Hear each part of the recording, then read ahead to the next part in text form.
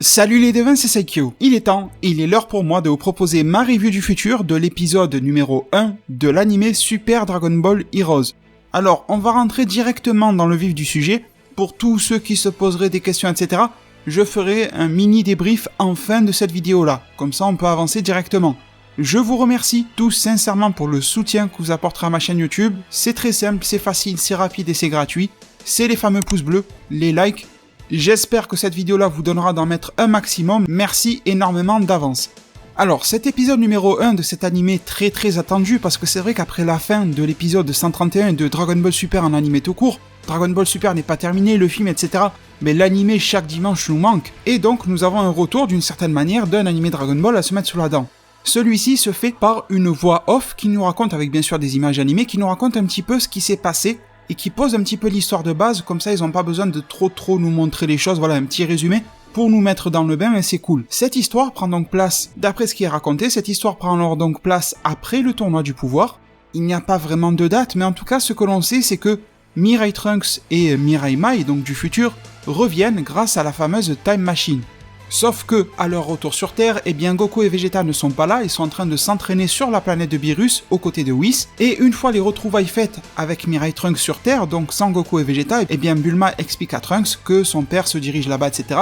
Elle fait 2-3 petits réglages sur la Time Machine, qui les amène directement, car elle est capable de traverser l'espace-temps, directement sur la planète de Beerus. Là, c'est le grand étonnement, mais heureusement que Beerus d'ailleurs connaît Mirai Trunks, parce que sinon il aurait voulu lui défoncer la gueule en se disant « c'est qui cet intrus qui vient chez moi ?» Mais bon, c'est un visage connu, ça le dérange un peu, c'est un petit peu un affront d'aller comme ça se rendre chez un dieu, mais c'est quand même toléré, et nous sommes dans Dragon Ball Heroes, il y a quand même beaucoup plus de choses qui sont acceptées et tolérées dans cet animé-là, qui, je le rappelle, n'est pas canon, autrement dit, ne fait pas partie de la chronologie Dragon Ball. Donc une fois arrivé là-bas, ce sont les retrouvailles, etc., et Vegeta est inquiet, il se demande pourquoi son fils est là, et il se demande alors si encore une nouvelle menace supérieure à celle que pouvait être Goku Black est arrivée, ou Zamasu, etc., Trunks répond que non, pas du tout, pas d'inquiétude. Trunks dit qu'il a eu l'idée, idée très débile hein, si vous voulez selon moi, mais bon, qu'il a eu l'idée tout simplement de revenir dans cette timeline-là pour revoir ses amis, mais pas que pour les revoir, pour s'entraîner, parce qu'à la fin de l'arc Zamasu, Mirai Trunks avait progressé, mais au final, il était même pas capable à lui tout seul de venir à bout de la menace qu'il y avait en face de lui. Et d'ailleurs, même à la fin de l'arc Zamasu, personne n'était capable de se défaire réellement de la menace Zamasu qui au final a fusionné avec l'univers. L'épée Genkinama de Trunks n'était pas vraiment de lui, elle reposait sur les mortels de là-bas, donc c'était pas par son propre pouvoir uniquement, et il a fallu Zeno pour péter le Zamasu univers.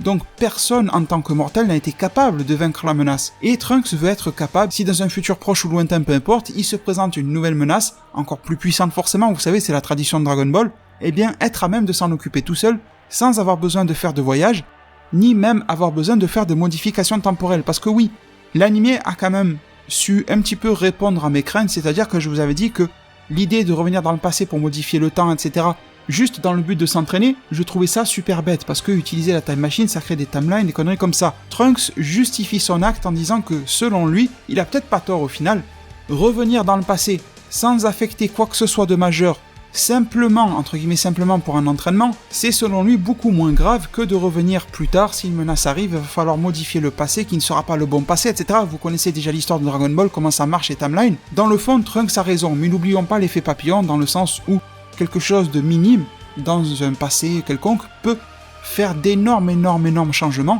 Whis nous en parlait dans l'arc Zamasu, dans un futur autre, même une autre timeline ou quoi. Voilà, il y aura deux écoles, celle du on touche à rien, celle du on touche un petit peu plutôt que de toucher beaucoup plus tard. Voilà, les deux se discutent. Eh bien, tout simplement, qu'est-ce qui se passe? Eh bien, vous connaissez les Saiyans, l'entraînement, etc. L'entraînement reprend de plus belle, et puis plus on est de fous, plus on rit. Vegeta est très content de pouvoir entraîner sa progéniture. Au final, ce Vegeta a plus de liens avec ce Mirai Trunks, ou plutôt devrais-je dire des liens différents, des liens plus saiyanesques. Voilà, je vais résumer ma pensée. Je pense que ce Vegeta a des liens plus typiques Saiyan avec Mirai Trunks, l'entraînement, la fierté, le machin, et des liens plus terriens, humains, tu vois, avec son fils, le petit Trunks là de la Terre. Il achète des jouets, l'amène au parc, des conneries comme ça. Il s'entraîne un peu, mais tu vois, c'est pas pareil. C'est pas parce que Vegeta les considère différemment, c'est parce que les deux Trunks ont évolué différemment. Voilà, c'est ça qui donne le résultat. Donc l'entraînement est là, il n'y a rien de trop particulier. Whis fait quand même une remarque intéressante en disant à Goku que l'Ultra Instinct et la maîtrise de l'Ultra Instinct mettra beaucoup de temps avant d'être réatteinte comme ça pouvait l'être dans le tournoi du pouvoir, faisant comprendre pour nous les spectateurs de pas s'attendre à voir l'Ultra Instinct débarquer dans l'immédiat dans Dragon Ball Heroes, mais on se doute très bien, on sait que Super Dragon Ball Heroes est là pour le fanservice et qu'ils vont nous le donner le Goku Ultra Instinct. Mais voilà, c'est pas tout de suite, tu vois, et ça justifie le fait qu'un petit peu plus tard, il va y avoir du SSJ Blue et tout ça. Alors ensuite, dans l'histoire, un beau jour, le temps passe, et Mirai Mai rapplique accompagné de Fyu. Personne ne sait qui c'est, sa tête n'a pas l'air vraiment très amicale. Forcément, il ne rappelle rien à ces versions-là de Goku et Vegeta, parce que ces Goku et Vegeta sont issus de Dragon Ball Super, de la continuité Dragon Ball Super, et ils n'ont jamais rencontré Mira et Towa dans leur chronologie. Si ça avait été Xenogoku ou quoi, il aurait reconnu direct que Fyu faisait partie des démons, mais là, ils sont bernés. Fyu se fait passer pour un gentil, et Mai explique que Trunks a disparu. On ne sait pas où il est, etc. Elle dit qu'elle a rencontré ce gars-là en chemin, on ne sait pas trop d'où il sort, mais bon, dans l'urgence, etc., on ne fait même pas cas à lui, on se dit bon, c'est un allié, surtout qu'il se propose d'aider à retrouver Trunks. Car Fyu explique qu'il est ami avec Trunks, et qu'il a une petite idée de là où il a pu disparaître, la fameuse planète prison. Donc c'est Dragon Ball Heroes, on ne perd pas trop de temps avec les fioritures. Qu'est-ce que l'on fait? On se dirige tout droit, direct vers la fameuse planète prison, on n'a pas de temps à perdre. Mais bon, nous n'arrivons pas directement sur la planète prison, nous arrivons sur la planète Babari, une des planètes qui fait partie là du lot enchaîné. Et une fois là-bas, c'est un petit peu le moment des séparations, c'est-à-dire que Fyu va prétendre de partir avec Mai afin d'enquêter un petit peu sur ça, alors que Fyu a des plans totalement différents, et Mai se fait berner ainsi que tout le reste du groupe.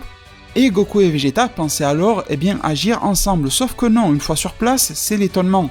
Ils tombent nez à nez avec un autre Goku. Celui-ci porte des vêtements différents, si vous avez vu ma vidéo sur Xenogoku, vous savez du coup que c'est Xenogoku auquel ils font face. Ils ont un petit peu du mal à comprendre d'où ils sortent, etc. Mais ils comprennent qu'avec cet enchaînement de planètes, Vegeta se fait la réflexion, ça doit être lié un petit peu à des dimensions, des timelines, ce genre de délire, et que ça n'est pas étonnant au final d'avoir des doubles de soi-même. Ça lui fait d'ailleurs penser, ils essayent de faire du lien avec Dragon Ball Super, avec le fait que Trunks lui-même en fin d'arc Zamasu était parti dans une autre timeline dans laquelle il y avait un double de lui-même. Donc au final, voir des doubles de Goku, etc., ne le surprend pas trop, sauf que bon, difficile de déterminer la cause de la présence de ces gars-là au même endroit, c'est quand même assez bizarre. Vous connaissez bien Goku les devins, eh bien les deux Goku décident de s'affronter, parce qu'au final, ils réalisent qu'ils sont les mêmes mais tout en étant différents, donc le même amour du combat, et sûrement que les deux ont développé de grands pouvoirs, ils veulent se tester, voir si l'un ou l'autre a des pouvoirs différents de l'un ou l'autre, et Vegeta ça commence à le gonfler tout ça, déjà un Goku ça l'énervait, alors deux vous imaginez pas. Il y a Goku qui fait une remarque intéressante à Vegeta en lui disant « Tu serais le premier à vouloir te battre contre un double de moi-même ». Vegeta rechigne un petit peu de la tête, il fait un signe de tête en voulant dire « Ouais t'as raison mais voilà tu m'emmerdes ». Et il finit par se casser, il dit qu'il va enquêter de son côté, parce que Goku perd trop de temps avec Goku tu vois. Du coup, le combat se lance entre Goku et Goku. Les deux Goku se mettent d'accord sur une chose, ils disent on a quand même un objectif, tu vois, ils sont un petit peu divisés. Forcément, d'un côté, ils ont envie d'accomplir leurs responsabilités, venir sauver leurs proches, etc., accomplir leur mission, mais de l'autre côté, leur sang bouillonne le fait de se rencontrer soi-même, d'un soi-même alternatif, avec des pouvoirs qui peuvent être différents, et les deux décident alors de faire ça très vite et d'y aller à fond, avec ce qu'ils ont de mieux dès le départ, pour immédiatement tester. Les deux Goku même se mettent à blaguer ensemble sur le fait que d'habitude, normalement, ils aiment beaucoup démarrer progressivement, changer de transformation, machin, mais que là, ils ont pas le temps. Xenogoku se transforme alors en Super Saiyan 4, et Goku de Dragon Ball Super se transforme en Super Saiyan Blue. C'est à peu près ce qu'ils ont de mieux des deux côtés. Goku Blue est super étonné de voir que l'on peut atteindre de tels niveaux de puissance sans exploiter le ki divin, et de l'autre côté, Goku Xeno est très étonné parce qu'en fait, il reconnaît la qualité de ki de Goku SSJ Blue, parce que oui, rappelez-vous les devins, je vous avais dit en vidéo que Xenogoku est capable du Super Saiyan God, la forme aux cheveux rouges. Le Super Saiyan Blue n'est que l'exploitation du God mélangé au SSJ, donc les deux ki qui composent celui de Goku Blue, Xenogoku les connaît et les possède. Sauf que Xenogoku n'est pas capable en fait d'arriver au Blue, il ne savait même pas que c'était possible, parce que, Xenogoku n'a jamais eu l'entraînement avec Whis, c'est ça la grosse différence. Donc au final c'est bon parce que ça donne de bonnes perspectives d'avenir, pour Goku d'exploiter encore plus ses pouvoirs de mortel, et pour Xenogoku d'utiliser et d'exploiter encore plus ses pouvoirs divins. Il y a des pistes d'amélioration des deux côtés, encore que Xenogoku n'a même pas vu à quoi ressemble l'Ultra Instinct. Le combat se lance, et là, ça y va fort, dès le début il y a des impacts dans tous les sens, Vegeta sent que les deux n'y vont pas de main morte. Le combat est quand même plutôt serré, alors ne vous prenez pas trop la tête avec les niveaux de puissance dans Dragon Ball Heroes, mais c'est quand même plutôt serré. Il y a de belles scènes, l'animation est cool, les classes, il y a des clashs, coup de poing contre coup de poing, etc., coup de pied contre coup de pied. Ça va assez fort, les impacts sont réussis, ça va très très vite, mais petit à petit, on sent que le Goku SSJ 4 est quand même en dessous. Il se démène du mieux qu'il peut, mais il y a toujours une faille, tu vois, un truc qui va pas. Après, on a même droit à un clash de Kamehameha, Ce clash-là est tellement puissant qu'au final ça finit par faire une grosse explosion au niveau de là où ça s'entrechoque entre les deux Kamehameha, donc on ne sait pas trop qui aurait vaincu à ce niveau-là, sûrement Goku SSJ Blue mais on nous le montre pas, et le combat va durer un bon moment dans l'épisode, hein. Enfin, je sais pas, en quantité sur à peu près 20 minutes d'épisode, ça doit durer 5-7 minutes. C'est pas beaucoup hein, dans la vie 5-7 minutes, mais dans 20 minutes ça représente quand même beaucoup. Et en fait il y aura pas de coup final ou un des deux qui va finir KO, c'est tout simplement Goku SSJ4 qui est le plus mal en point, qui a du mal avec son souffle et tout ça, il est vraiment à bout de souffle. Goku SSJ Blue n'est pas en pleine forme, il s'est pris quand même des bons coups, mais la supériorité est quand même nette, tu vois, elle est visible. Et donc les deux finissent par stopper leur transformation, ils rigolent, et voilà, Xenogoku est impressionné, il fallait bien qu'il y ait un vainqueur après tout. Il le félicite, et là on repasse aux choses sérieuses, un peu après que tout soit rentré dans l'ordre, il n'y a pas eu de blessure grave ici, mais c'est plus un épuisement de ki, etc. Ce qui est déjà con, parce que les deux sont venus pour enquêter sur quelque chose de grave, et ils utilisent de leur ki, enfin bref. Eh bien, le truc c'est que Xenogoku, lui, il est au courant du plan, en fait, de Fyu, parce que je rappelle, si vous n'avez pas vu la vidéo, que Xenogoku travaille pour la Time Patrol, avec un autre Trunks et tout ça, un petit peu comme dans le délire de Xenoverse 2, donc il est au courant qu'il y a des problèmes. Et il sait à peu près qui est Fyu, le fils de démon, etc., qu'il est en train de manipuler les dimensions, de les enchaîner, pour faire quelque chose, une drôle d'expérience, on ne sait pas trop bien. Et bien donc, notre bon vieux Goku de Dragon Ball Super comprend que le vrai méchant est en fait Fyu, que des choses très compliquées vont se passer par la suite, que l'ennemi a pu infiltrer le camp des alliés, et surtout que là, tout le groupe est séparé. Fyu a laissé seul toute seule et il est parti dans son coin, Vegeta est parti enquêter, Trunks est emprisonné quelque part, et au final, il n'y a aucun moyen de contact. Les devins, nous en arrivons à la fin de l'épisode, qui va se finir sur un énormissime teasing. Nous avons une espèce de double scène, un petit peu synchronisée en quelque sorte, une sur Vegeta, une sur Mirai Trunks.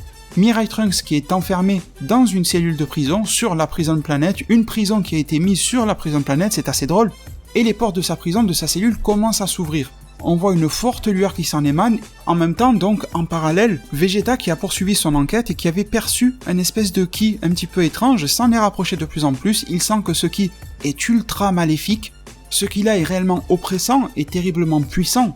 Vegeta sent qu'il n'appartient à aucun double connu, ça pourrait être un double de lui-même, enfin tu vois ce que je veux dire, mais non, c'est un ki totalement inconnu.